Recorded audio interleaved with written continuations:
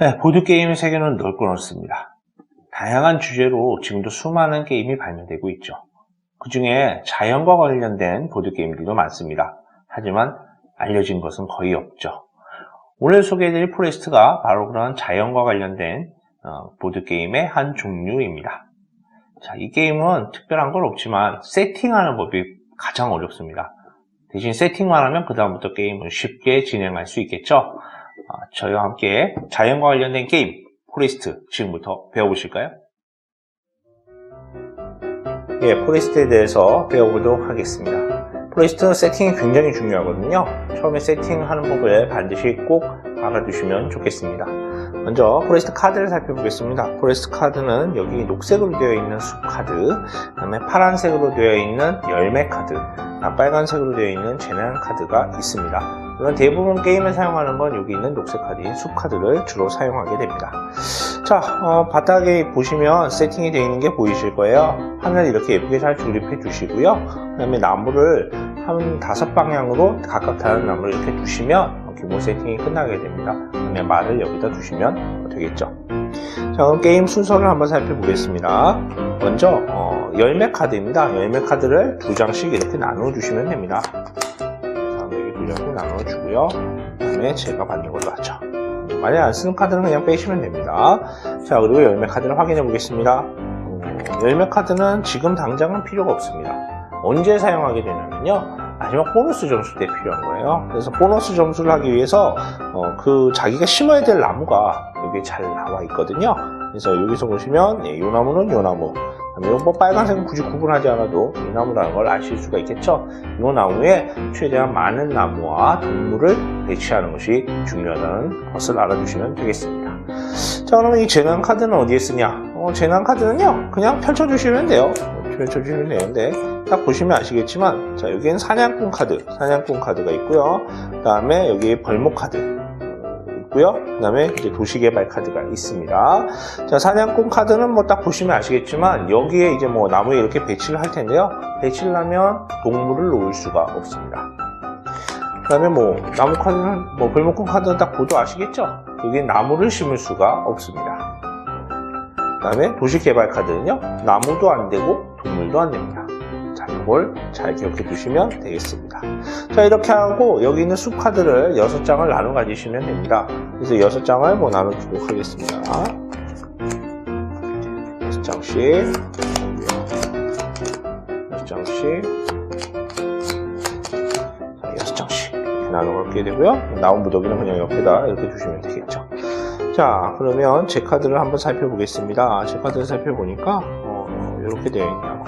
자, 게임을 원활하게 하기 위해서는 같은 카드를 한 곳에 모아두시는 게 좋습니다. 같은 나무를 한 곳에 모아두면 제 카드는 이렇게 됩니다. 자, 그러면 본격적인 게임 방법을 알아보도록 하겠습니다. 카드는 한 장부터 3장까지 내려놓을 수 있고요. 반드시 똑같은 나무만 내려놓을 수 있습니다. 먼저, 자, 제가 이 카드를 내겠다라고 하면 이 카드 한 장밖에 못 냅니다. 왜냐면 똑같은 카드가 없기 때문이죠. 그러면 여기서 한 장만 가져오시면 됩니다. 자, 여기에는 아무것도 없어서 그냥 턴을 넘어가시게 돼요. 자, 근데 2개부터는 조금 다릅니다. 자, 예를 들어서 제가 이 나무입니다. 이 나무 2장을 냈다고 가정합시다. 자, 그래서 여기다 2장을 배치합니다. 자, 이렇게 되면 2장일 때 점수인 1점을 획득합니다. 그리고 벌목꾼이나 사냥꾼을 아무 곳에나 배치할 수 있겠죠. 자, 아까도 말씀드렸지만 저와 관계없는 곳에 놓는 게 좋다고 했죠. 자, 그러면 여기다 놓으셔도 되겠습니다. 이렇게 놓으시면 됩니다. 자, 그리고 이렇게 카드 2장을 다시 가져오시면 되겠습니다. 자, 여기 한번 불러온 것들은요, 절대로 밖으로 내추출 수가 없어요. 예를 들어서 제가 또 2장을 여기다 냈다고 가정을 하면, 자, 얘는 일로 옮길 수는 있습니다. 옮길 수는 있고, 아니면 그것도 싫으면 하나 더 불러오겠다. 뭐 이렇게 하나를 더 불러오셔도 돼요. 즉, 벌목꾼 혹은 이 사냥꾼은요, 카드를 2장 냈을 때 들어올 수 있고 옮길 수는 있지만 제거되지는 않는다는 이야기입니다. 뭐 벌목꾼을 부르기 싫으면 사냥꾼을 부르셔도 상관없습니다. 자, 그렇게 돼서 아까 말씀드린 대로 2장 냈을 경우 어떻게 하는지 제가 말씀을 드렸어요. 자, 그러면 3장을 냈을 경우는 어떤 효과가 있는지 한번 살펴보겠습니다. 자, 여기에 3장을 냈습니다. 하나, 둘, 셋.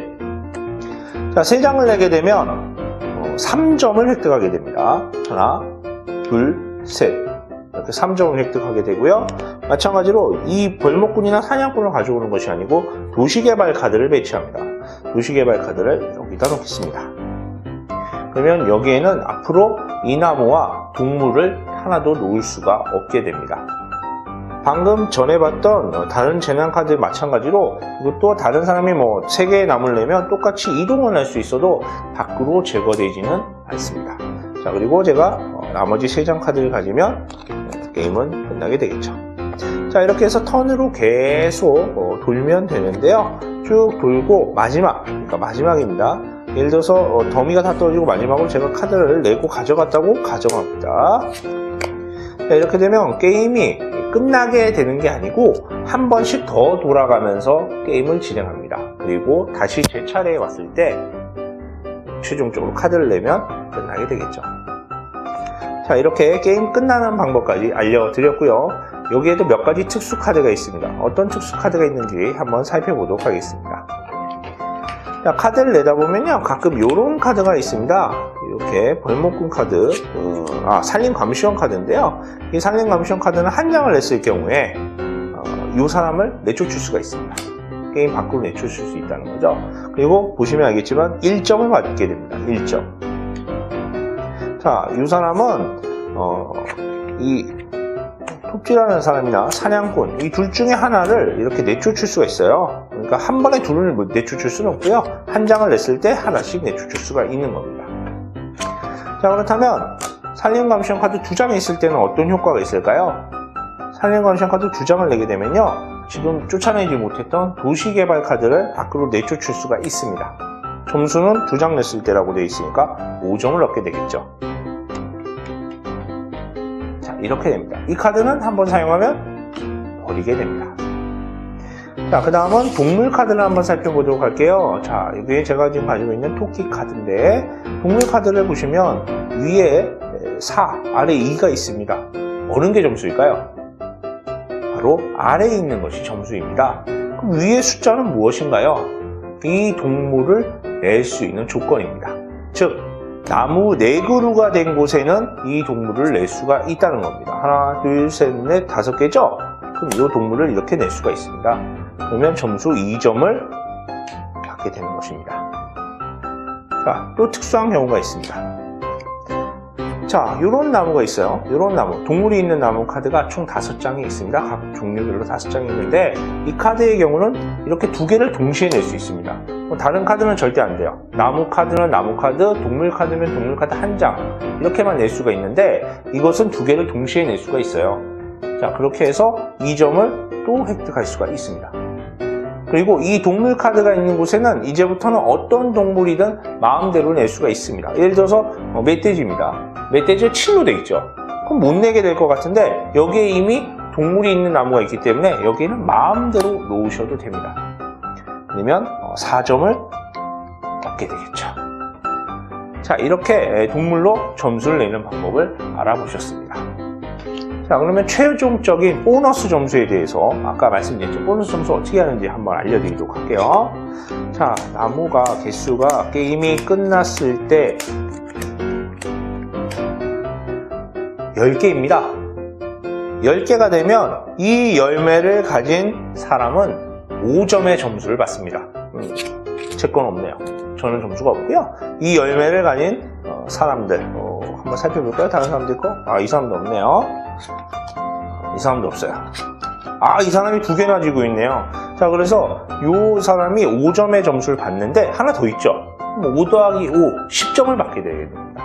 나무 10그루에는 5점의 보너스 점수가 있다는 걸 알아두시면 되겠습니다. 자, 그리고 동물에 대해서 알려드리도록 하겠습니다. 자, 동물.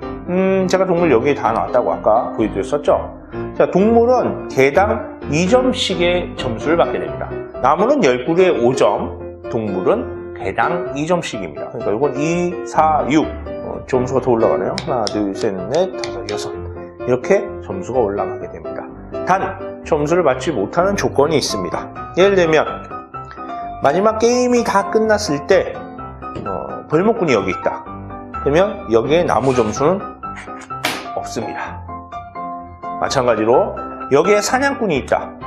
그럼 여기는 이제 나무는 상관이 없죠? 동물만 3개가 있었는데 사냥꾼이 있게 되면 동물 점수를 받지 못합니다. 그리고 가장 센 도시개발 카드. 도시개발 카드가 마지막에 놓여져 있으면요, 동물 점수도 받을 수 없고 나무 점수도 받을 수 없게 됩니다. 자, 이렇게 해서 점수를 다 측정한 다음에 가장 멀리, 그러니까 가장 높은 점수를 받은 사람이 이 게임의 승자가 되는 것입니다. 자연과 함께하는 포레스트 게임 잘 배워보셨나요?